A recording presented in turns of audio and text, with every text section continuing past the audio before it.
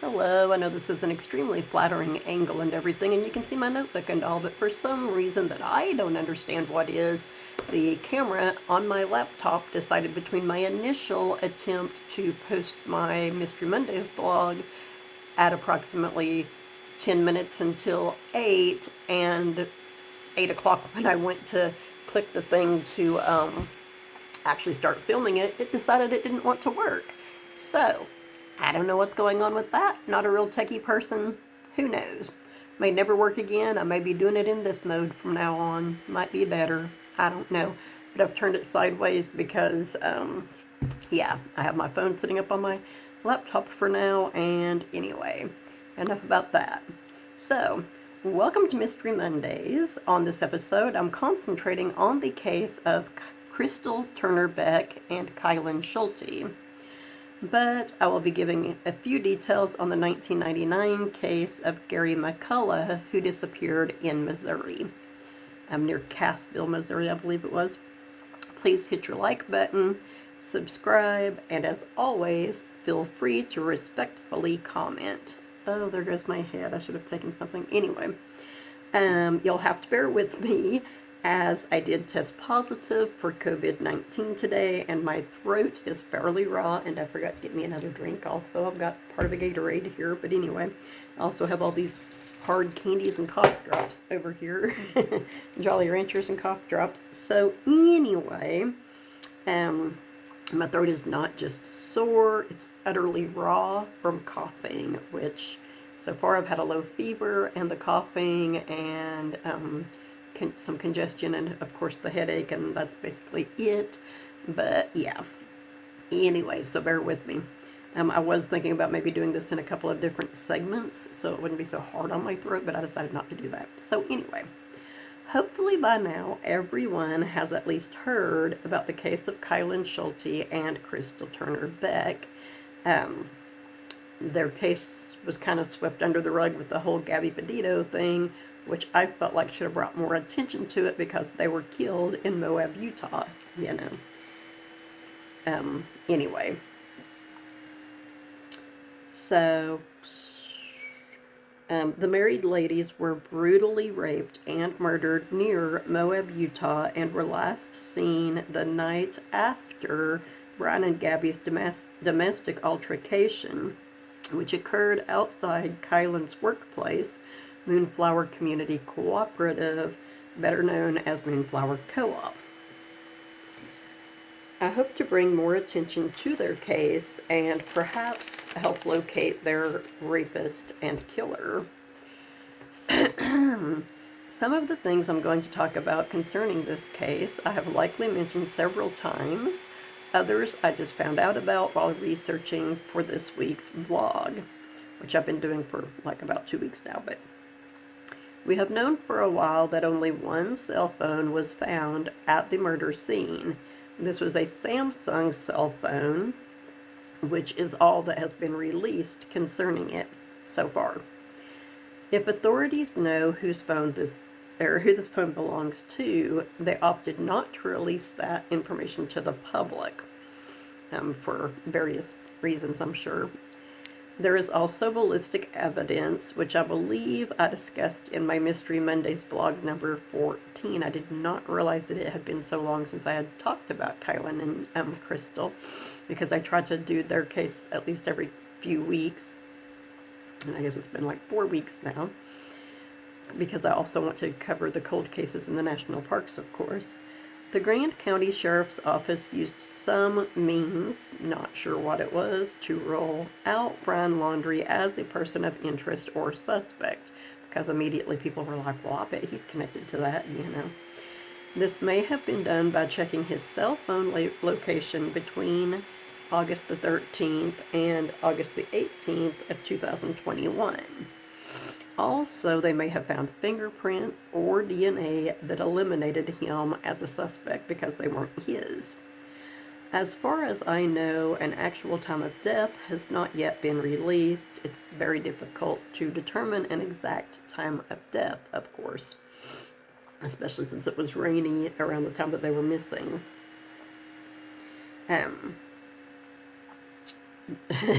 And then, of course, my notes say, during the time Crystal and Kylan were missing, it had rained, so any footprints, shoe prints, or tire tracks the killer left behind most likely, sadly, got washed away by nature. There had been a wedding very close to where the ladies were camped that weekend, the same weekend that they went missing. I will discuss that more later on in the vlog. They were last seen at Woody's Tavern on August the 13th, 2021, where they informed friends about a creepy guy who had been camping near them. They left the bar at 9 or 9:30 p.m. It is thought 9:30 p.m. is the exact time, and I think this may be the reason for that. They left at the exact same time as their friends they had been hanging out with at the bar. So I think that the friends were probably like, we all left at 9:30, because they would know the exact time that they left. Try to open one of these cough drops. Nobody followed them from within the bar, and it is said it would have been difficult to say if someone followed them once they were outside. I'm not sure why that is. I guess maybe the bar does not have security cameras in their parking lot. Or if they do, it could be like, just because somebody left around the same time they left doesn't necessarily mean they were following them, if that makes sense. Excuse me.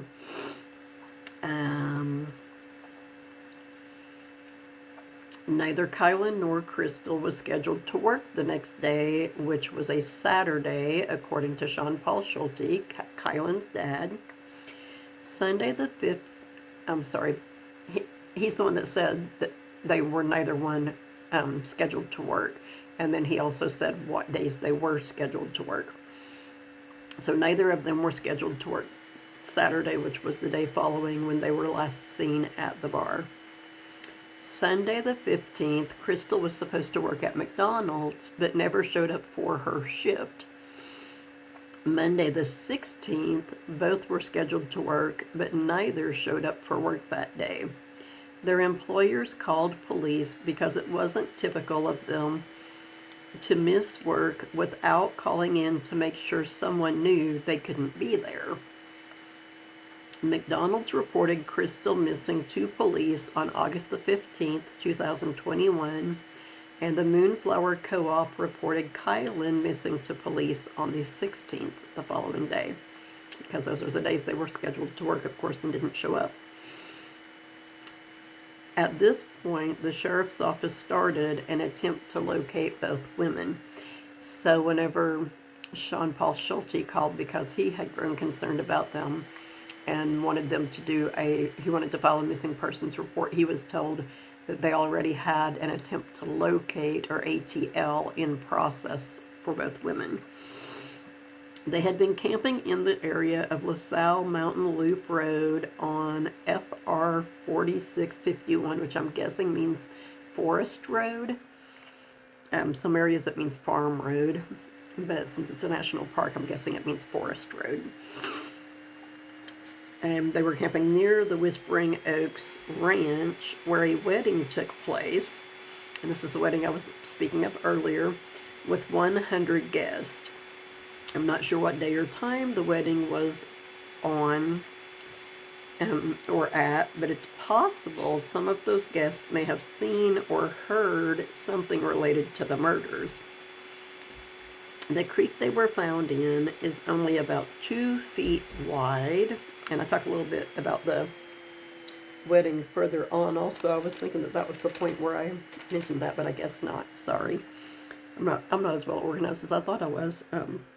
Blame COVID, but it's just me. Anyway, so the creek that they were found in is only about 2 feet wide. This is according to Kylan's dad, who has been to that area. Their friend says they were freaked out. This is a friend they talked to at the bar that they were hanging out with. One specific friend gave information about this. And the friend said that they were freaked out by the creeper because he camped too close to them in Dispersed camping. There's a campsite between where Crystal and Kylan were camping, and the road at the just a little ways from where they had been camping. There's the more main road, not LaSalle Loop, but I'm guessing it's FR 4651. And there was a campsite between them and that road, which her father believes, Kylan's father believes, might be where they were camping, where the guy was camping at. In dispersed camping, people generally don't camp very close to each other because they're using that type of campsite to get away from others and spend time in nature. So you don't want to be right next to other people, right? I'm going to keep scooting this over because I don't like the way it looks, but anyway. So yeah, you're trying to get away from people realistically if you're camping in dispersed camping, usually. Whereas a lot of people reported seeing weirdos even up on the mountain where Kylan and Crystal were camping, there is no description of the creeper they referred to or his vehicle, aside from it being a car. There's no license plate number for the car. That's what I'm like, if someone is creeping you out, people, take a picture of that person, take a picture of their campsite, take a picture of their car, make sure you get their license plate, you know. I feel like, you know, they were like, he's creepy, but I don't really think he's going to do anything, you know. I feel like it was that sort of kind of thing. And he may not be the one that did it. We don't know, but it seems like he probably was. Sean Paul Schulte pointed out that authorities may know more, but said he knows nothing concerning a person or vehicle involved in the murders. So the authorities may have a person of interest that we're not aware of, or indeed an actual suspect that we're not aware of, or they may have a vehicle description and license plate, but the public does not know that if they do. Crystal, I thought this was very interesting because I had not seen this until this last week whenever I was researching this. But Crystal and Kylan were married on April the 20th, 2021 in Hot Springs, Arkansas, then moved back to Moab. And I also discovered that Crystal was from Hot Springs, Arkansas. That's where she grew up at. Not anywhere close to where I grew up in Arkansas, because I grew up in the northwest corner. But I thought that was very interesting. I do have family in Hot Springs, Arkansas. And this thing, I don't know if I've got it sitting crooked or what. It looks like it's out. I'm not going to worry about it. I'm just going to go on recording. Yeah, that's it. Okay. Anyway, so the road that they camped down was near the bottom of Warner Lake Road, which meets LaSalle Mountain Loop Road. Let me think about that. The road they camped down, which might actually be the FR 4651, was near the bottom of Warner Lake Road, which meets LaSalle Mountain Loop Road. Now, Sean Paul released a video on Facebook that shows him driving from LaSalle Mountain Road to the campsite, and to me it looks like it's fairly close to the top of the road. So I'm not.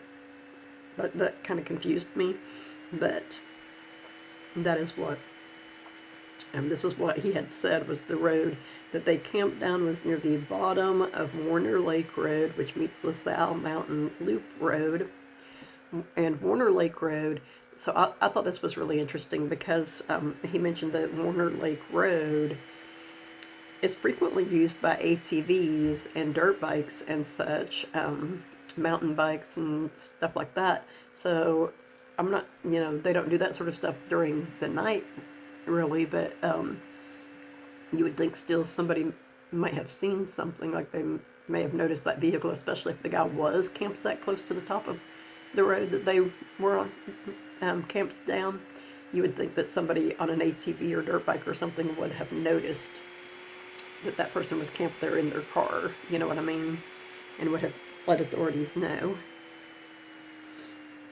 Anyway, it seems to me also like they thought that this creeper dude may have been stalking them, which makes me wonder if police and or their co-workers checked security camera footage at their workplaces to see if anyone seemed to be watching them.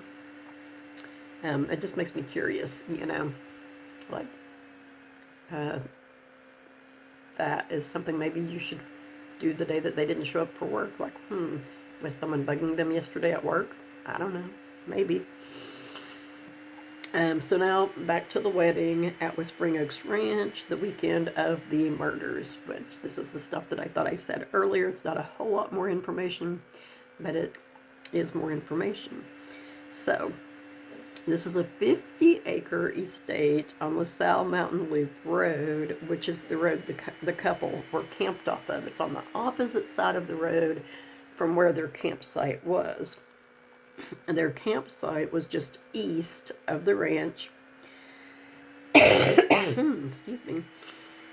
The turnoff is 1/16 of a mile from the turnoff to the road they were camped down and off of is 1/16 of a mile from this ranch. Okay, so at one point people were going, wow, that's real close. These people at this wedding should have definitely seen or heard something. They should have been able to hear them screaming, heard gunshots, stuff like that. Well, as it turns out, according to a GPS map, which I believe was Sean Paul's from whenever he did the drive from the driveway of the ranch to the site, the murder scene, that GPS map shows their campsite to be about 3 miles away or a 2-minute drive.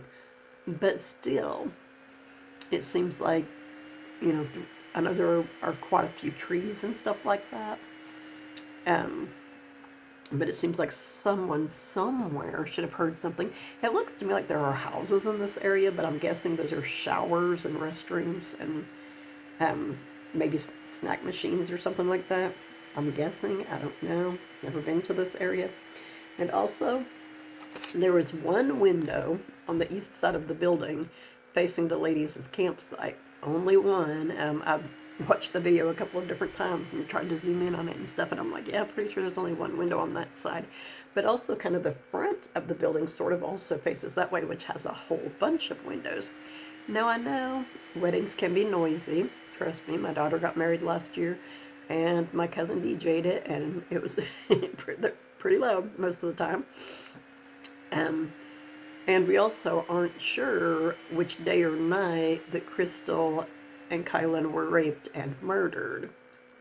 What day or night or what time. But I would still think someone who attended that wedding, or staff at the ranch who worked the wedding, caterers, etc., would have likely heard the gunshots at least. Heck, they may have even seen something that seemed off. Like, what is that car doing driving down that road so fast, or coming out of that road so fast, Why is that person coming out of that road going 70 miles an hour at 1 o'clock in the morning on a Saturday or whatever, Sean Paul received several good tips about the case at his tip booth in Moab, but still no person of interest or suspect has been named.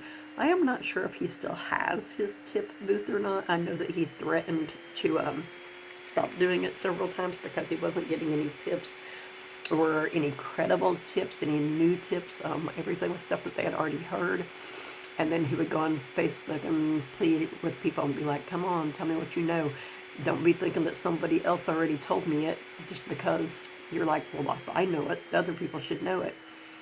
And then he would get some more credible tips, so he would stay there. But I'm not sure if he's still doing that because this has been going on 6 months ago now. That's terrible. It's actually been 5 months ago. But I know sometimes it can take years to solve murders, and we want them to make sure that they get the right person for definite sure.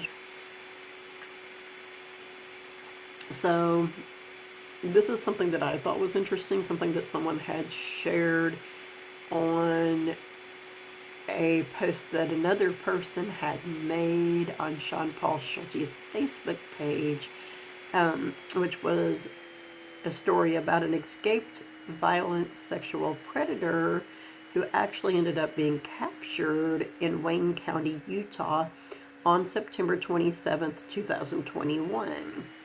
which is about 2.5, which is about 2 to 2.5. Okay, I should have taken a headache pill. I'm sorry. So, this escaped violent sexual predator was captured in Wayne County, Utah on September the 27th, 2021, which is about a 2 to 2.5 hour drive from Moab. And according to when I put in the Whispering Oaks place, which was right next to where they were camping, basically, to Wayne County, Utah. Of course, I don't know what town he was arrested in there or what area of the county, but that was more like 3 hours and 15 minutes or something like that to drive. He had a blue motorcycle. If you search his name, I'm sure I know the wanted poster is still on there because I saw it. To me, it appears to be a Harley Davidson motorcycle. Brand new blue motorcycle. And I didn't read anything about him having a car, but an accomplice helped him get the motorcycle, so may have got him a car to camp in or provided him with one. And if that's the case, this accomplice needs to come forward and be like, geez, I'm so sorry, I had no idea he was going to do anything like that. I loaned him my car so he could camp for a few days or something, or anyone else who may have done that. The U.S. Marshals did think that he was likely camping in national parks to avoid capture by the authorities, to be able to hide better. They felt that he probably was hiding, camping in national parks, and Utah was one of the specific states that they had named that they felt he was probably doing that in.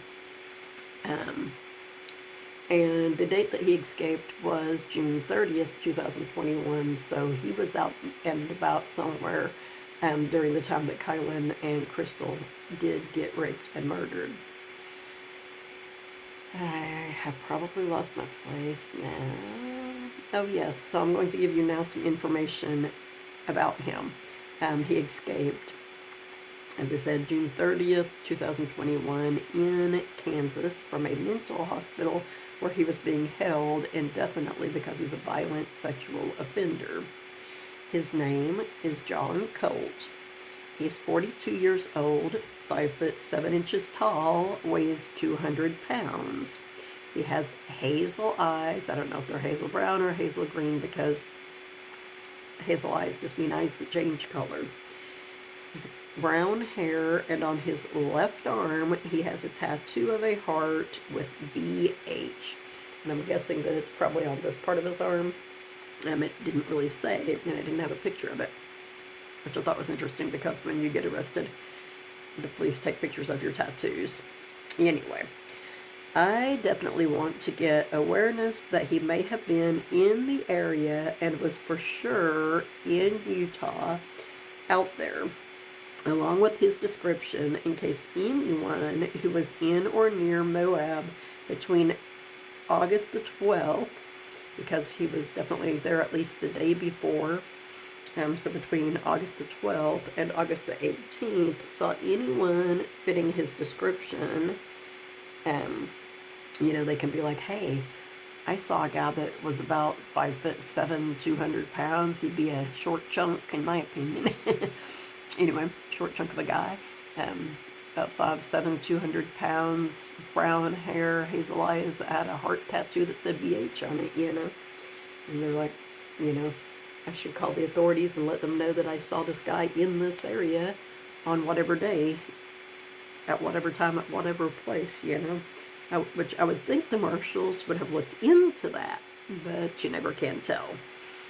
So, for right now, there is a lot more information out there on this case, various information, and I have messaged Sean Paul Schulte, which I just did shortly before I was going to come on, probably about an hour before, and I don't know that he will respond because I know that he has been bugged a lot, but I was just wanting more information about the wedding, so if anyone knows anything about that, like what day and time the wedding actually was. But anyway, now I'm going to tell you a little bit about the Gary McCullough disappearance. I misplaced the notes that I took when I watched the Unsolved Mysteries episode, so this is basically off of memory and stuff that I saw on Facebook. This is the case where the woman who is involved, this guy's wife, at the time he disappeared, was a good friend of mine back when I was in high school, way back years ago. I've not seen her since shortly after I had my oldest daughter. Actually, maybe the last time I saw her was about 2 years after I had my oldest daughter. We used to write each other letters, send each other birthday cards and stuff, and then she got divorced from her first husband, and I sent her, I believe it was a birthday card, and got it back in the mail, and he had written on it that she no longer lived there because they were getting divorced. So, yeah. Anyway, and I also knew him. His dad and my dad were really good friends, and of course went to school with him. We grew up in the same town. That's not the guy that disappeared. This is her first husband. But so anyway, this is the story of Gary McCullough, who disappeared in 1999 and has not been seen or heard from since. Again, I believe this was near Cassville, Missouri. I could be wrong about that. It was definitely in Missouri. I believe it was near Cassville. His wife at this, I cannot talk. His wife at the time, Sandy Peterson McCullough, said he had gone to get a rooster and never returned. So one of the things that got me about this story, the more I looked into it, is that not only did he disappear, but apparently his pickup truck, from what I understand, also went missing. Now, it's one thing to get rid of a body, from what I understand, without a trace, but getting rid of a vehicle, I think, would be far more difficult. I don't know, because I've never attempted either, but I would think that would be far more difficult than getting rid of a body. So, you know, I see this way, and it looks to me like it goes further that way. Anyway, I don't know. But yeah, regardless of that, his wife, naturally, is the primary suspect. She was seeing another man who naturally was also a suspect. This man was to go to trial for hiring a friend to kill Gary, but for some reason that trial never happened. Perhaps the friend also disappeared, which is something that I was more wanting to look into. I believe that his friend's name was Stephen Turner, I think, or something like that. But so I will be talking more about that case. I misplaced my notes from Unsolved Mysteries on it, and a couple of the notes that I had made from Facebook. But anyway, so I'll be next week for Mystery Mondays, which I'll try to post by 8 o'clock, but I'll probably, because my laptop never wants to work right, will have to do it on my phone again. So we'll see what happens. But anyway, next week I will be discussing the case of Gary McCullough in greater detail, as well as the case of Lena Chapin. She was the stepdaughter of Gary McCullough, daughter of Sandy Peterson McCullough. Then she married the guy that she'd been dating when her husband disappeared, whose last name was Klemp, I believe, Klemp. But anyway, those are the stories I'll be covering next week on Mystery Mondays. And of course, if anything new pops up on the Kylan and Crystal story, I will cover that, even if it pops up between. And the same with the Brian and Gabby story, if anything pops up. Anything new gets discovered, I will make sure and do a video about that and let people know. But it seemed like there was something else that I was wanting to say, other than people just take care of yourselves, because this new strain, new variant of COVID-19 is far more contagious. From what I hear, it's less deadly and has less side effects. As I said, I've had a headache, congestion, cough. I've got a raw sore throat because of the coughing.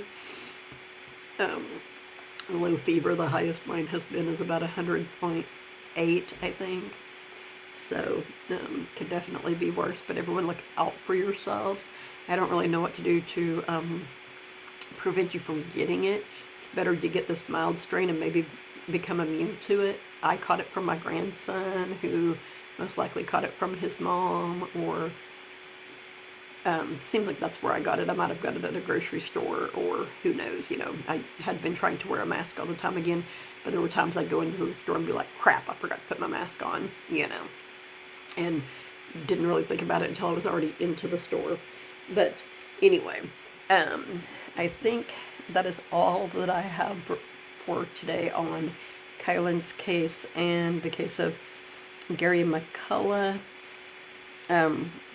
Make sure you check out my other videos, share on social media so that other people can see them. I feel like there was something else that I was wanting to say, but I don't know what it possibly would have been at this point.